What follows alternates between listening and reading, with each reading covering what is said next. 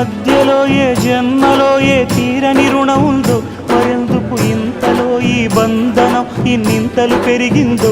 అమాయకమైన నీ చిన్నారి నవ్వును ఏ తల్లి కందో, ఇటే నీ దారి ఉందని నిన్ను ఏ సుడిగాలి పంపిందో. పాపం పుణ్యం దేవుడికెరుక, పేదకు దొరికిన బంగారు కణిక, పాలు వెన్నాలేవని అనక ప్రేమను తాగి పెరగవెసిలక. వలేసే పాడు లోకం కంటపడక ఉండు నాయనక, ఇలా నా గుండెలోనే గువ్వల కొలు ఉండిపోయింక.